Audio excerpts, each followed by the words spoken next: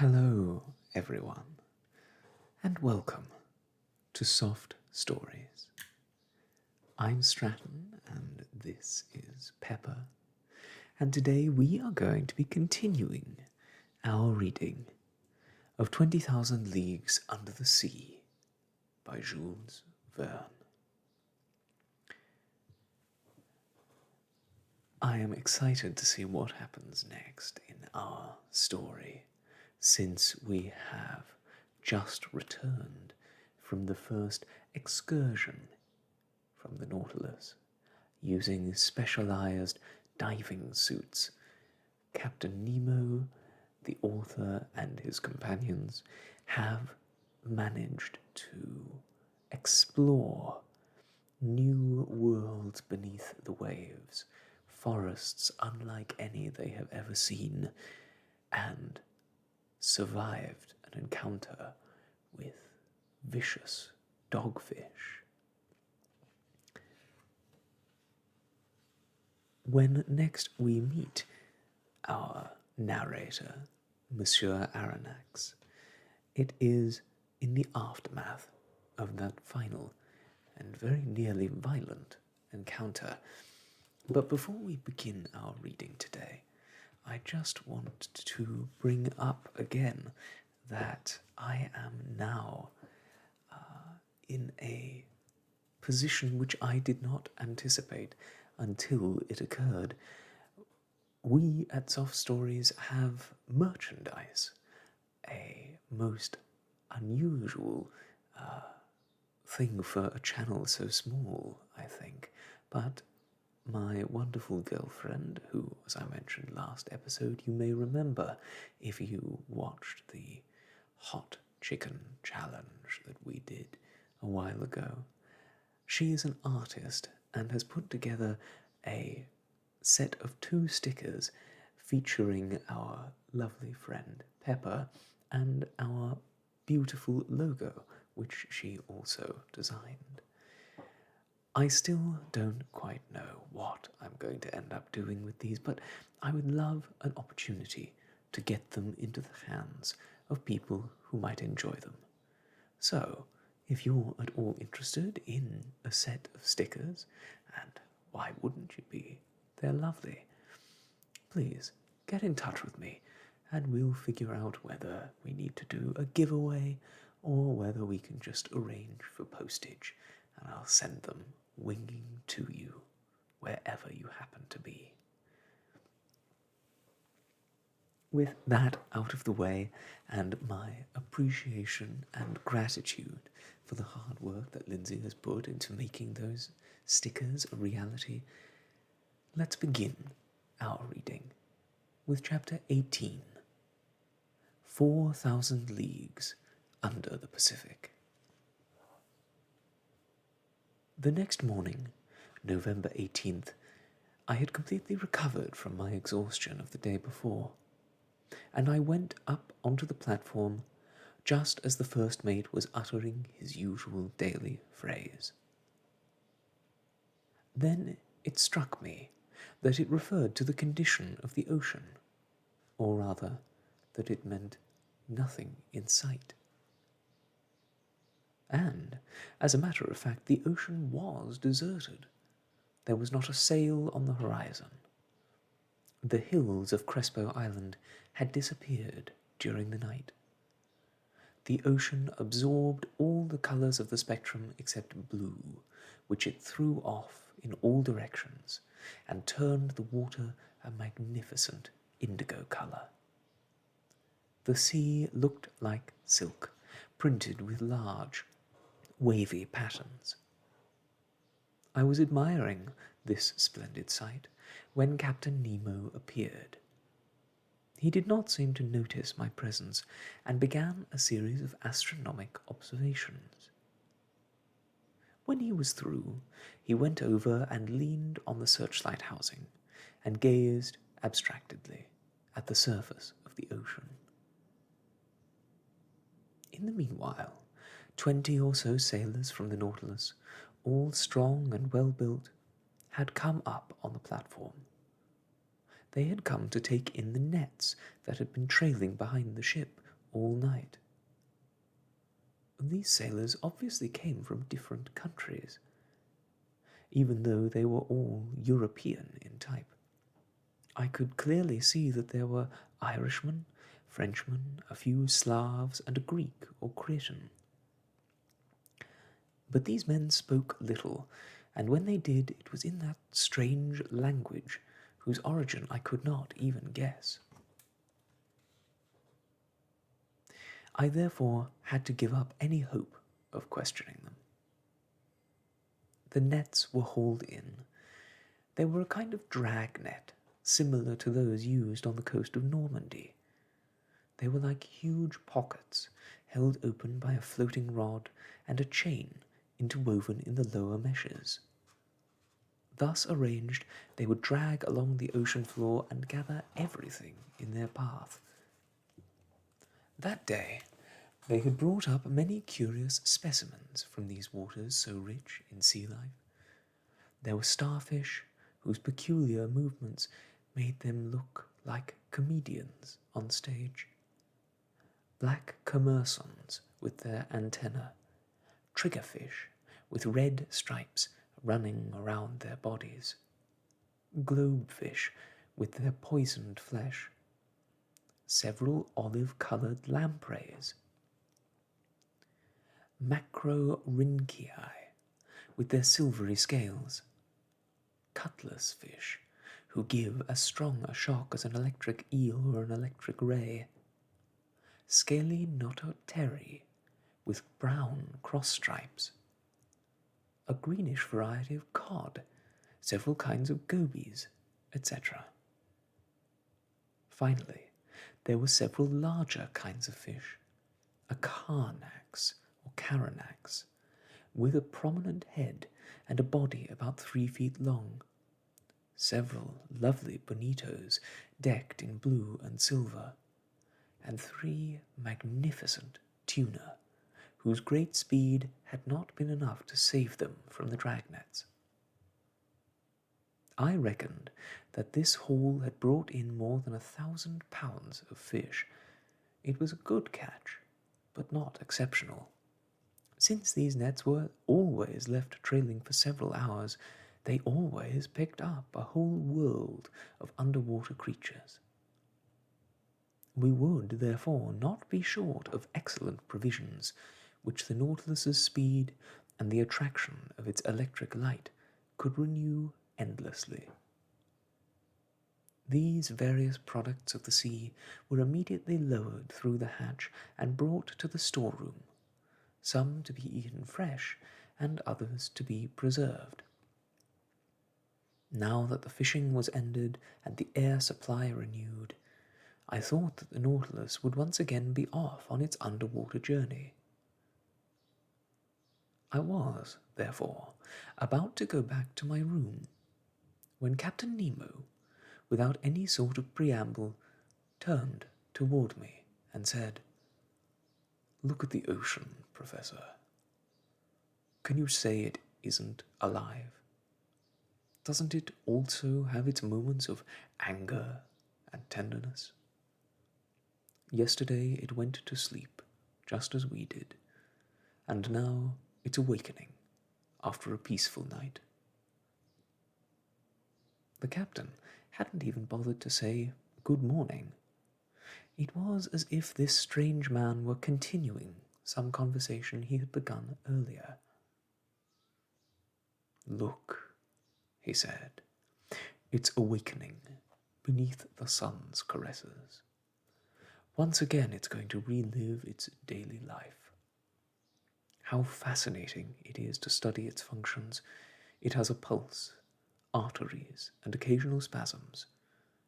And I agree with the scientist Maury, who discovered that it has a circulation as real as that of blood in animals." I felt sure that Captain Nemo expected no answer on my part, and it seemed senseless for me to utter phrases such as, "Of course," "Certainly," and "You're quite right." He was talking more to himself, with long pauses between each sentence. He was thinking out loud. "Yes," he said, "the ocean indeed has circulation, and to set it in motion the Creator of all things has only to alter its temperature, or content of salts, or of microscopic animals. Changes in temperature bring about varying densities, which cause currents and countercurrents. Evaporation, which is non-existent in polar regions and very active in equatorial zones, makes for a permanent change of polar and tropical waters.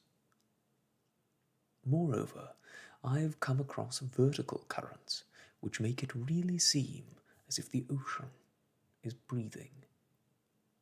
I have observed how molecules of water are heated on the surface, go down to the ocean depths, attain their maximum density at 36 degrees Fahrenheit, then lose their heat, thereby becoming lighter, and once again rise to the surface. At the pole, you'll see the consequences of this phenomenon, and you will understand why, by the law of all-foreseeing nature, ice can only form on the surface of the water." While Captain Nemo was finishing his sentence, I said to myself, "The pole? Does this madman intend to take us there, too?" In the meanwhile, the captain had stopped talking. For a while he merely gazed at this sea, which he had so thoroughly and incessantly studied. Then he started in again. "Salts," he said, "exist in large quantities in the ocean, and if you removed all those it contained, you would have a mass of 121,500,000 cubic miles, which, if it were spread out over the earth, would form a layer about 35 feet thick. And don't think that the presence of these salts is merely due to some whim of nature. No, they make the waters of the sea less susceptible to evaporation, and prevent the winds from taking off too much of this water vapor, which upon turning back into water would submerge the temperate zones of the earth. These salts play an immense stabilizing role in the general functioning of the globe." Captain Nemo stopped, straightened up, and took several steps on the platform. And then, coming back to me, he said, "And as for those countless microscopic organisms, millions of which exist in one small drop of water, and 800,000 of which one would need to make up 1 milligram in weight, their role is just as important. They take in marine salts, absorb the solid elements in water. By their formation of corals and madrepores, they are the true creators of calcareous continents. And then the drop of water, deprived of its mineral content, becomes lighter and rises to the surface, where it absorbs those salts left behind by evaporation, becomes heavier, and goes back down, bringing new elements to be consumed by these organisms. Thus you have a double current, rising and falling, incessant movement and life. And this life is more intense, luxuriant, and vast than that on land. It spreads out over all parts of that ocean which people have said is a place of death for men and of life for millions of animals, and for me." When Captain Nemo talked like this, he became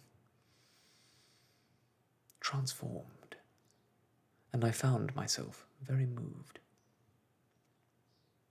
there you have real life, he added, and I can imagine founding cities in the sea, agglomerations of underwater houses which, like the Nautilus, would come to the surface each morning to breathe.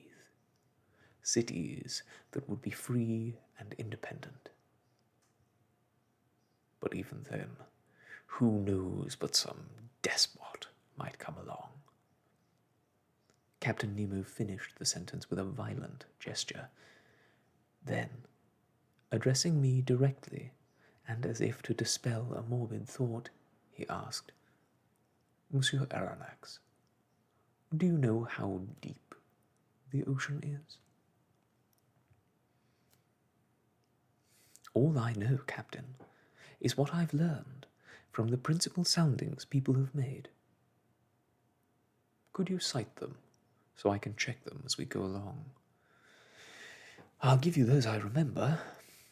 If I'm not mistaken, the North Atlantic has been found to have an average depth of 27,000 feet, and the Mediterranean 8,000 feet. The most remarkable soundings have been taken in the South Atlantic, near the 35th parallel, and they have shown depths of up to 40,000, 46,230, and 49,700 feet.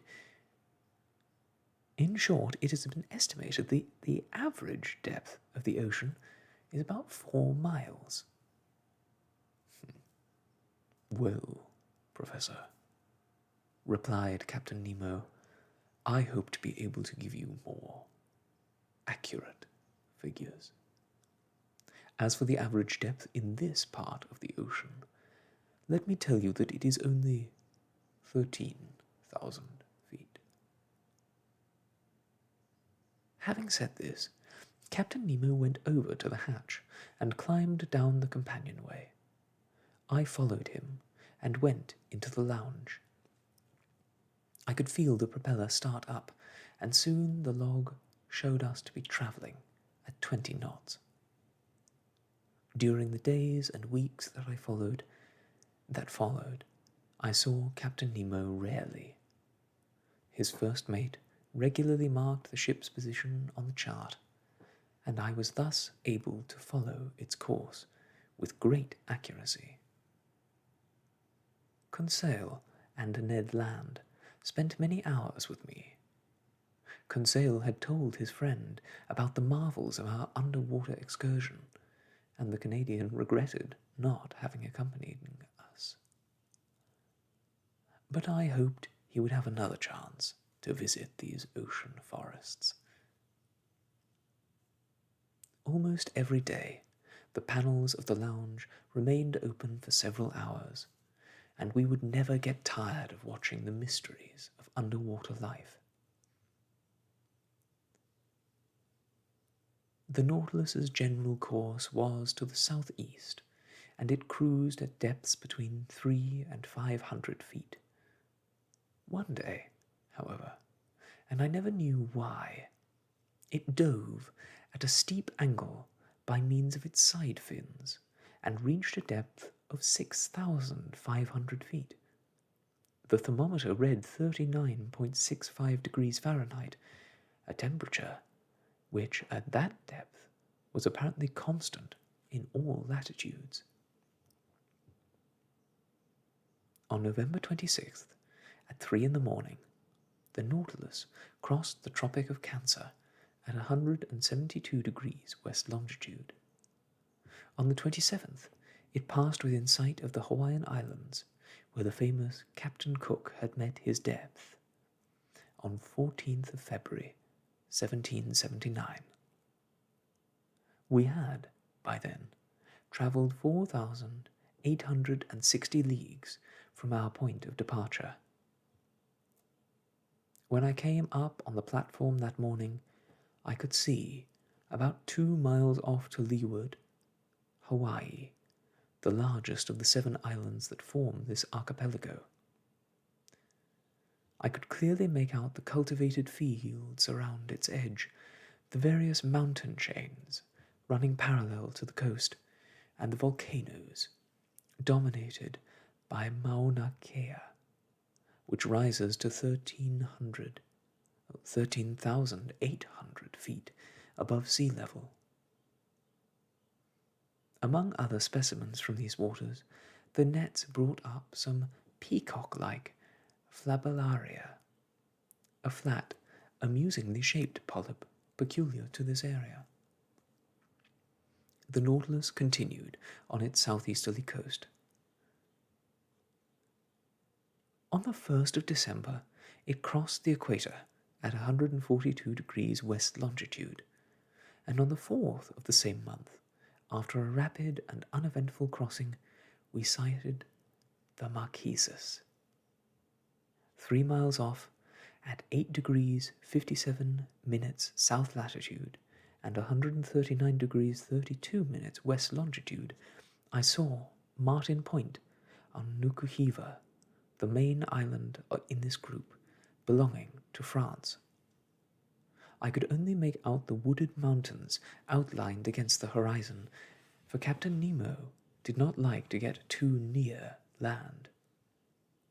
Here the nets brought up some lovely specimens of fish.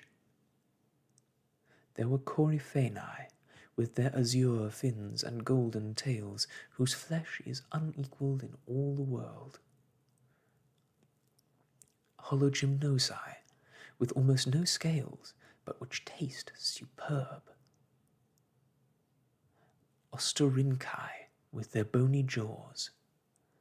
Yellowish thessards, as good to eat as bonito, all worthy of being classified in the ship's kitchen. After leaving these charming islands protected by the French flag, the Nautilus travelled about 2,000 miles between the 4th and the 11th of December. This journey was noteworthy for our encounter with an immense school of squid, a curious mollusk closely related to the cuttlefish. French fishermen called them encornets, and they belong to the class of cephalopoda and the family of Dibranchiata, which also comprises the cuttlefish and the argonaut. These animals were especially carefully studied by naturalists of classical times, and they not only furnish numerous metaphors to Greek orators, but also an excellent dish to the dinner tables of the rich, if we can believe Aeneas, a Greek doctor who lived before Galen.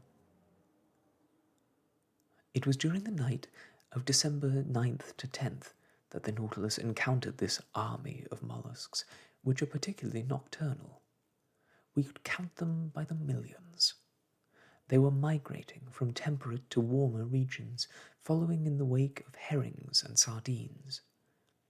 Through the thick glass panels we could watch them, swimming backward very fast, impelling themselves by means of their locomotor tube, chasing fish and other mollusks, eating the little ones and being eaten by the larger ones, in an indescribable confusion, tossing around the 10 arms nature had attached to their heads like a crest of pneumatic serpents. In spite of its speed, the Nautilus cruised for several hours in the midst of this swarm of animals, and its nets brought in great numbers of them, among which I could recognize all 9 species that D'Aubergy had classified as living in the Pacific. As the reader can clearly see, during this trip the sea showed us its most marvellous spectacles, and with continual variation. The scenery seemed to change for our own pleasure, and we were called upon not only to witness the works of the Creator in the midst of the waters, but also to penetrate the most fearful mysteries of the ocean. On December 11th, I was reading in the big lounge. Ned Land and Conseil were watching the luminous waters through the half-opened panels. The Nautilus lay motionless, with its reservoirs filled, at a depth of over 3,000 feet, a relatively uninhabited region of the ocean in which only larger fish make an occasional appearance. I was reading a delightful book by Jean Massé called Servants of the Stomach, and savouring its ingenious lessons, when Conseil interrupted me. "Would monsieur please come here a moment?" he said, in a strange tone of voice. "What is it, Conseil?" "I would like monsieur to see for himself." I got up, went over to the window, and looked out. Beneath the electric light, an enormous, blackish, immobile mass was suspended in the water. I watched it attentively, trying to see if it was some kind of a gigantic whale, but a thought suddenly crossed my mind. "A ship!" I cried. "Yes," answered the Canadian. "A disabled vessel that's sunk." Ned Land was right. It was a ship, with its severed shrouds still hanging from its chain plates. Its hull seemed to be in good condition, and it had apparently sunk no more than several hours before. 3 stumps of masts, cut off several feet above the deck, showed that this ship, when already taking on water, had tried sacrificing its masts. But it must have been lying on its side and filled with water, for it was still heeling over to port. It was a sad sight, this carcass lost beneath the waves, but its deck was an even a sadder sight, for there were still several cadavers bound in ropes. I could count 4 men, one of whom was still standing at the helm, and then a woman, half out of a hatch on the poop deck, and holding a child in her arms. By the brilliant light of the Nautilus I could make out her features, which had not yet been decomposed by the water. In a supreme effort, she had raised the child over her head, and this poor little creature's arms were still entwined around its mother's neck. The positions of the 4 sailors were frightening. They were twisted in convulsive movements, making a last effort to tear off the ropes binding them to the ship. Only the helmsman, with his face clear and serious, his greying hair stuck to his forehead, his hand clutching the wheel, seemed still to be steering this sunken 3-master through the ocean depths.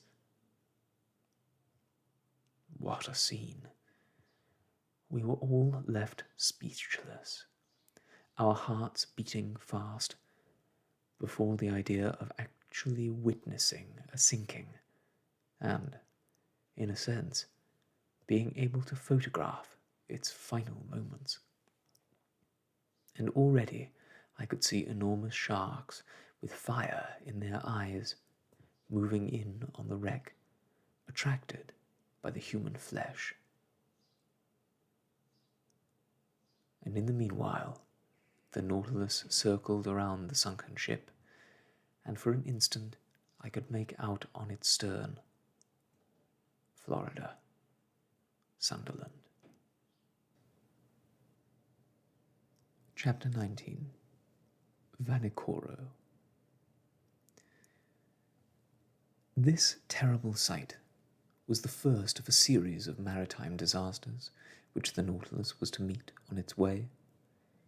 When it sailed through more frequented waters, we often saw sunken hulls rotting in the ocean. And yet deeper we came across cannons, cannonballs, anchors, chains, and 1,000 other iron objects being devoured by rust. But the Nautilus went on, carrying us with it in a life of isolation. Then, on December 11th, we sighted the Tuamotu archipelago, which Bougainville had considered so dangerous, and which stretches out over 1,300 miles from east-southeast to west-northwest, between 13 degrees and 30 minutes and 23 degrees 50 minutes south latitude, and 125 degrees 30 minutes and 151 degrees 30 minutes west longitude, from Ducie to Lazareff Island. This archipelago covers an area of 330 square miles and consists of about 60 island groups, among which is the Gambia group, over which France has imposed its rule. They are all coral islands. A slow but steady rising due to the work of polyps will one day connect them to one another.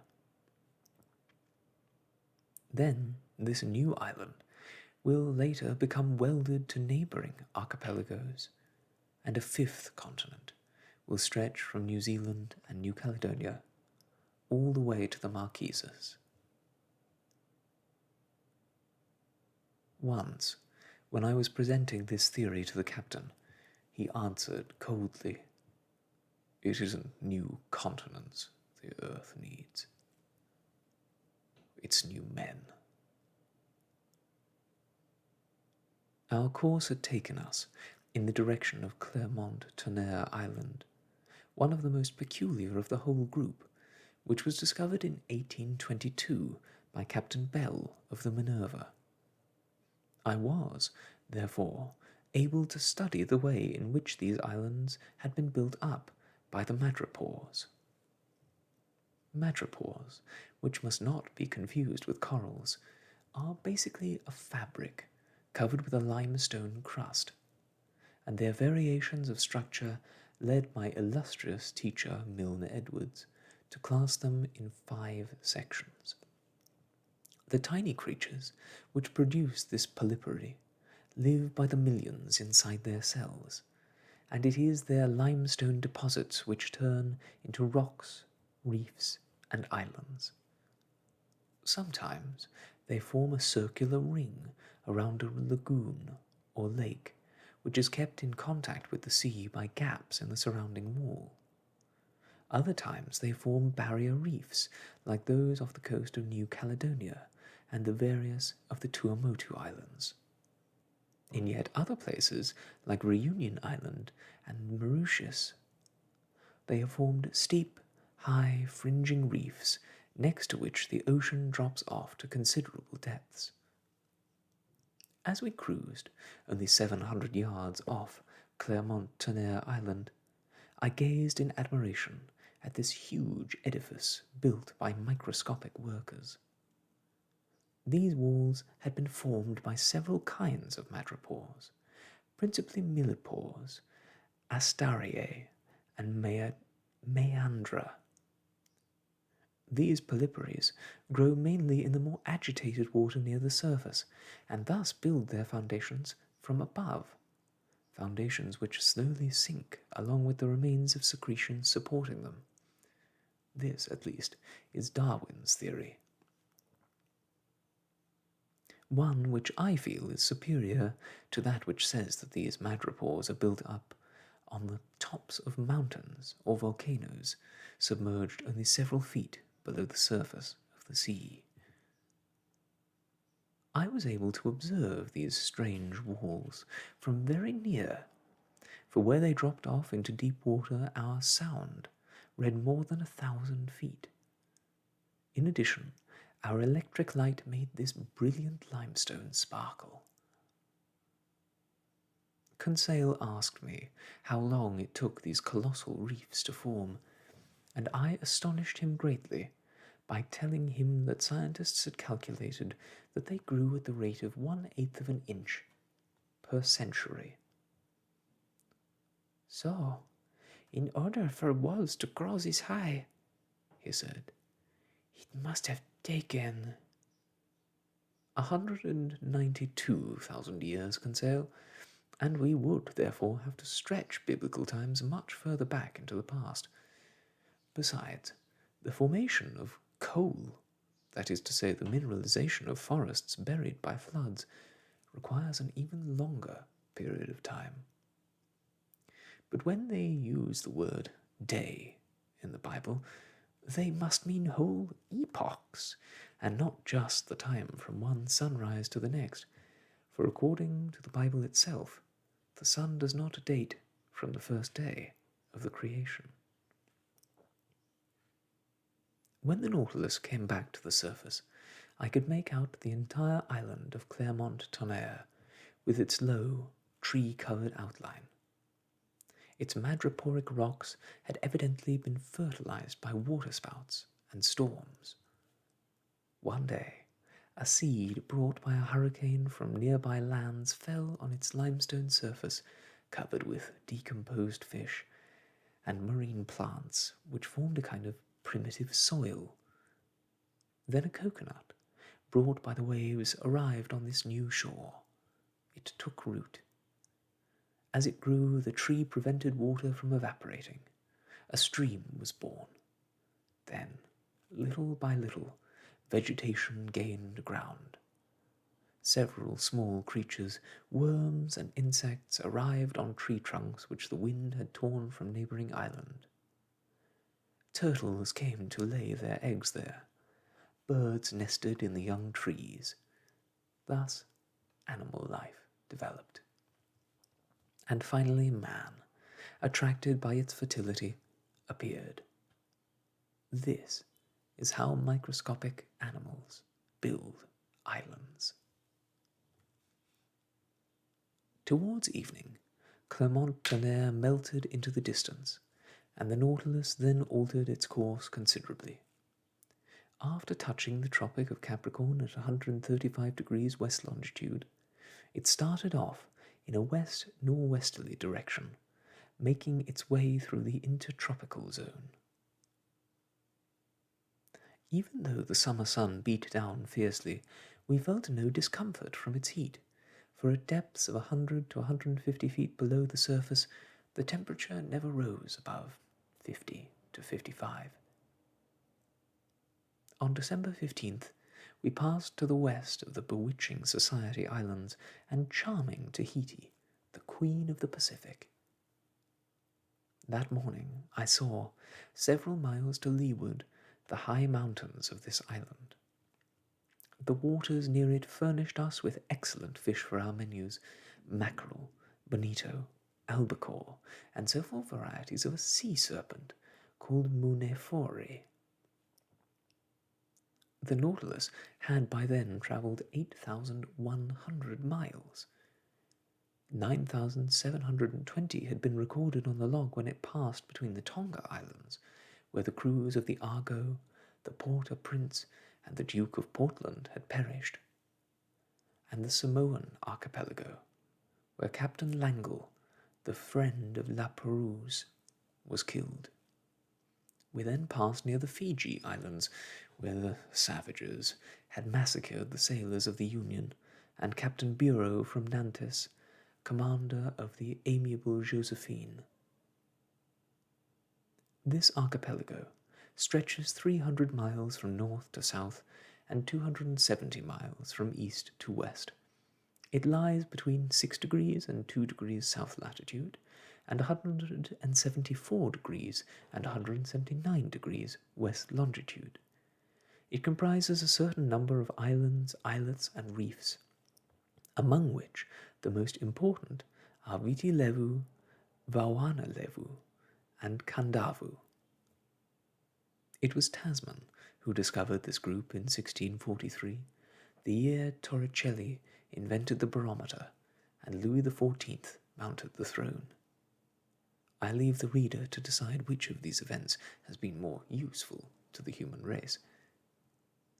Then came Cook in 1714, de Entrecasteaux in 1793, and finally Dumont de Urville in 1827 untangled the geographical web of this archipelago. The Nautilus headed for Whaler Bay, where Captain Dillon, who first uncovered the mystery of La Perouse's shipwreck, had such terrible adventures.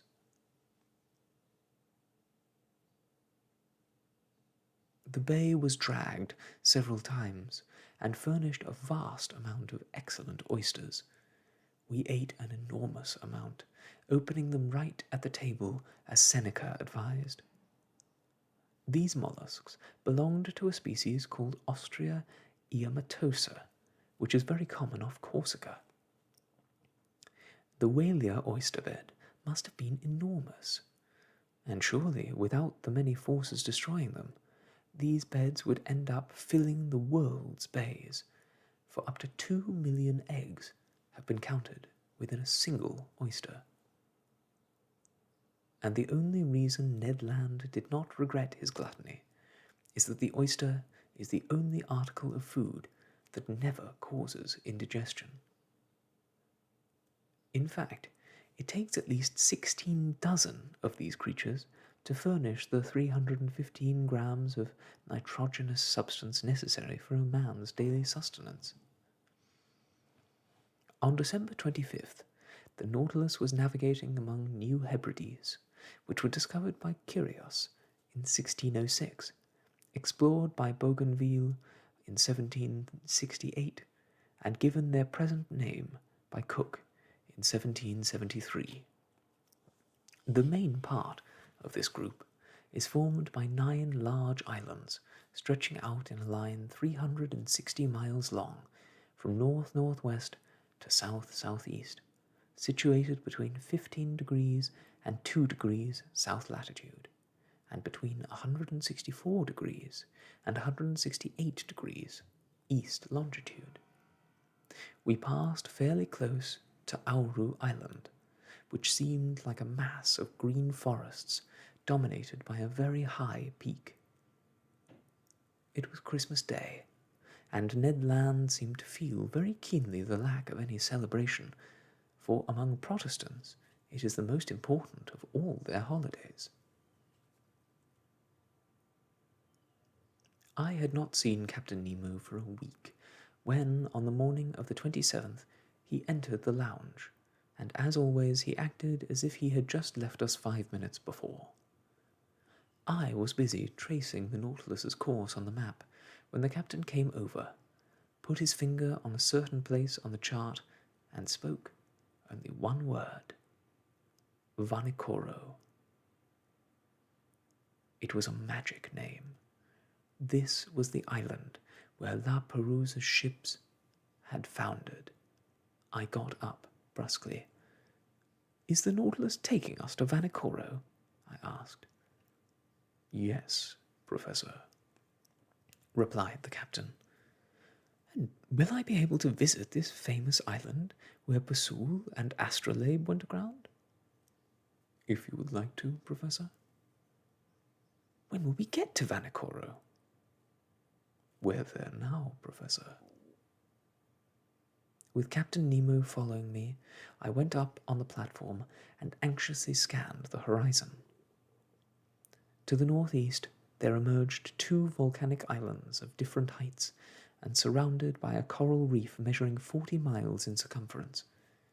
We were in front of Vanikoro itself, which Dumont d'Urville had named Recherche, and more precisely in front of the little harbour of Vanu, situated at 16 degrees and 4 minutes south latitude and 164 degrees 32 minutes east longitude.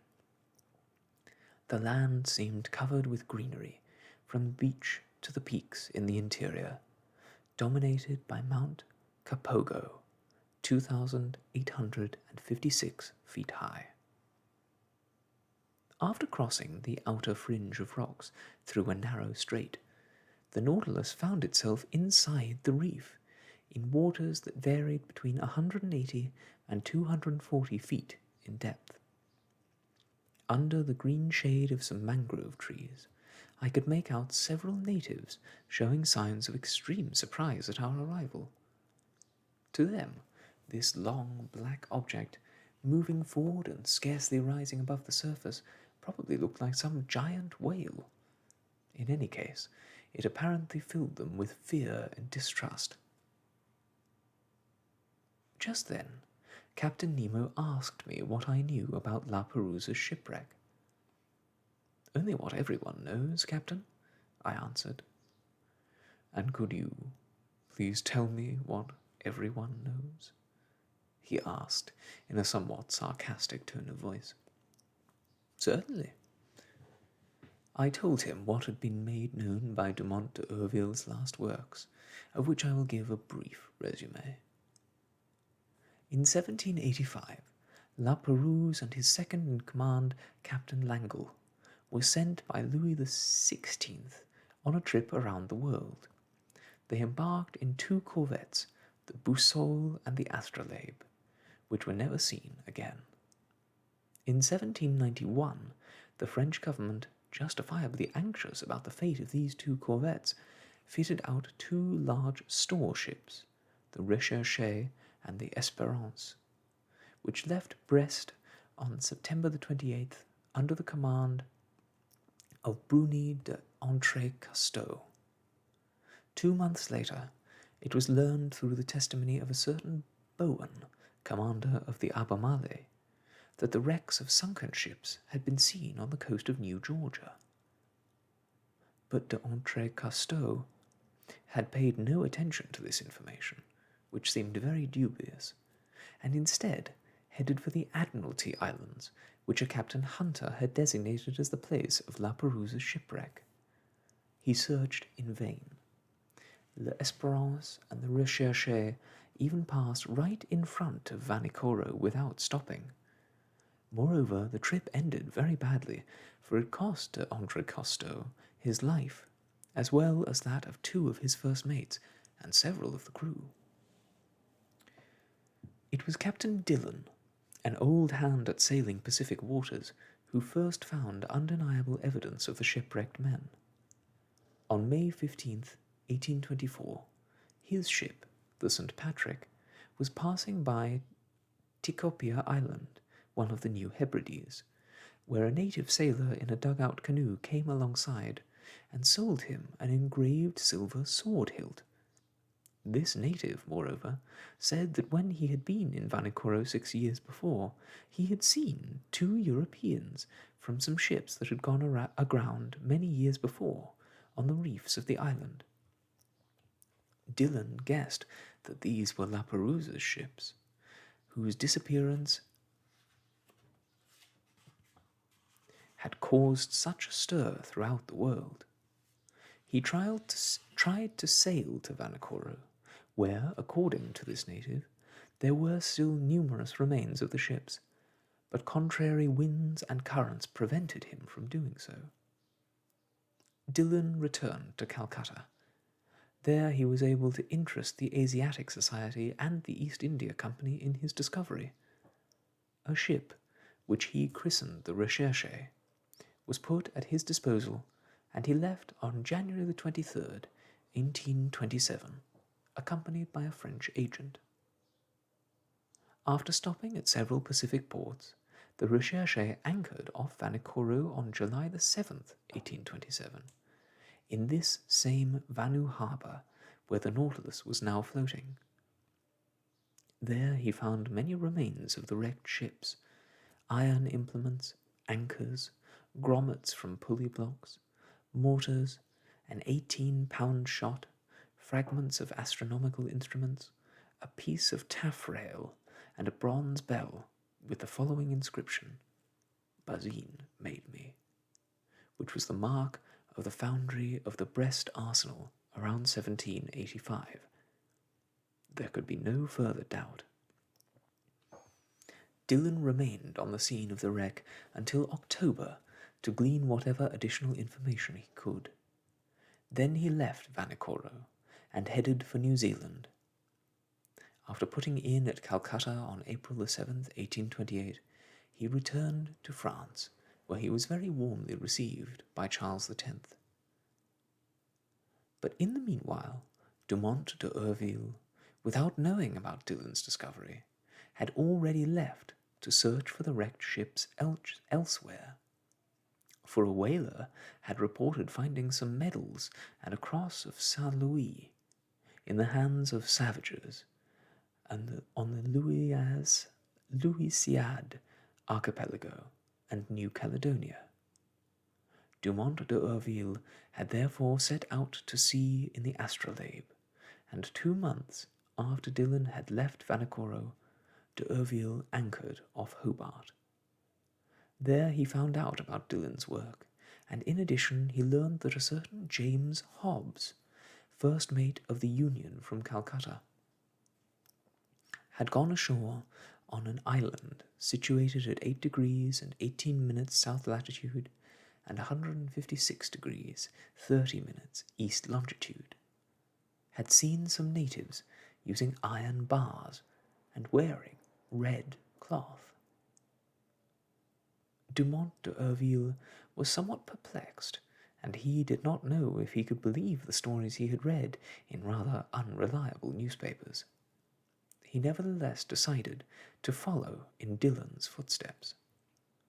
On February 10th, 1828, the Astrolabe appeared off Tikopia, took a deserter living on that island as guide and interpreter, headed for Vanikoro, and sighted it on February 12th. D'Urville skirted its reefs till the 14th, and only on the 20th did he anchor inside the barrier in Vanu harbour. On the 23rd, several ships' officers walked around the island and brought back some remains of no importance. The natives, adopting a system of denial and evasion, refused to show them where the accident had taken place. This shiftiness made them think that the natives had maltreated the shipwrecked men, and in fact they seemed to fear that Dumont d'Urville had come to avenge La Perouse and his unfortunate companions. Nevertheless, on the 26th, the natives, finally won over by presents and understanding they had no reason to fear reprisals, led the first mate, Monsieur Jacquinot, to the scene of the shipwreck. There, in 20 or 25 feet of water between the Paku and Vanu reefs, lay anchors, cannons, and iron and lead ballast, all caked with limestone deposits. The longboat and the whaleboat of the Astrolabe were sent to the spot, and after long, exhausting effort, their crew was able to haul up an anchor weighing 1,800 pounds, a cast iron 8-pound cannon, a piece of lead ballast, and 2 copper guns. Dumont d'Urville questioned the natives and found out that La Perouse, after having lost his 2 ships on the reefs, had built a smaller vessel, only to go down a second time. Where? Nobody knew. Then, beneath a clump of mangrove trees, the commander of the Astrolabe erected a memorial to the famous navigator and his companions. It was a simple 4-sided pyramid on a coral base, with no iron fittings to tempt the natives. Then Dumont d'Urville wanted to leave, but since his crew had come down with a fever common in these unhealthy islands, and since he himself was very sick, he was unable to weigh anchor till the 17th of March. In the meanwhile, the French government had become worried that Dumont d'Urville had not known about Dillon's discovery, and had sent to Vanikoro a corvette stationed on the west coast of America called the Bayonnaise, under the command of Lego Arant de Tromblin. The Bayonnaise anchored off Vanikoro several months after the departure of the Astrolabe. It found nothing new, but was able to report that the savages had not touched the memorial to La Perouse. This is essentially what I told Captain Nemo. So, it's still not known, he said, where the 3rd ship, constructed by the shipwrecked men, perished? No, no one knows. Captain Nemo said nothing, but beckoned me to follow him into the lounge. The Nautilus sank several yards below the surface, and the panels opened. I rushed to the window and beneath encrustations of coral, fungi, siphonulae, alcyonia, Cariophyllae, and through myriads of lovely fish, girelles, glyphisidons, Pompheridae, Diacopae, and Holocentri, I could make out objects the dredgers had been unable to bring up. Iron stirrups of foot ropes, anchors, cannons, shot, capstan fittings, a stem post, all of them from the sunken ships, which were now covered with a carpet of living flowers. While I was looking at these pitiful wrecks, Captain Nemo said, gravely, "On December 7th, 1785, Commander La Perouse left with the Boussole and the Astrolabe. He first anchored at Botany Bay, afterward visited the Friendly Islands and New Caledonia, headed for the Santa Cruz archipelago, and then put in at Nomuka in the Hapai Islands. Finally, his ships arrived near the unknown reefs of Vanikoro. The Boussole, which was in the lead, ran aground on the southern shore. The Astrolabe came to its assistance and suffered the same fate. The first ship was destroyed almost immediately, but the second, stranded to leeward, held together for several days. The natives received the shipwrecked men quite warmly. They installed themselves on the island and built a smaller vessel from the remains of the other two. Several sailors chose to remain at Vanikoro. The others, weak and ill, left with La Perouse. He headed for the Solomon Islands, and there perished with all hands on the western coast of the main island of the group, between Cape Deception and Cape Satisfaction. "But how do you know all this?" I cried. "Here is what I found on the spot of their last shipwreck." Captain Nemo showed me a tin box stamped with the French coat of arms and all corroded by salt water. He opened it, and I saw a bundle of papers, all yellow, but still legible. They were the actual instructions of the Minister of the Navy to Commander Le Perouse, annotated along the margins in Louis XVI's own handwriting. Oh, what a fine death for a sailor, said Captain Nemo. How tranquil is a coral tomb, and may the heavens grant that my companions and I be buried in no other. And that, my friends, is where we will leave it for today. Thank you again so much for joining me for this episode of Soft Stories. I look forward to seeing you again soon, but until next we meet, I must wish you all the best and goodbye.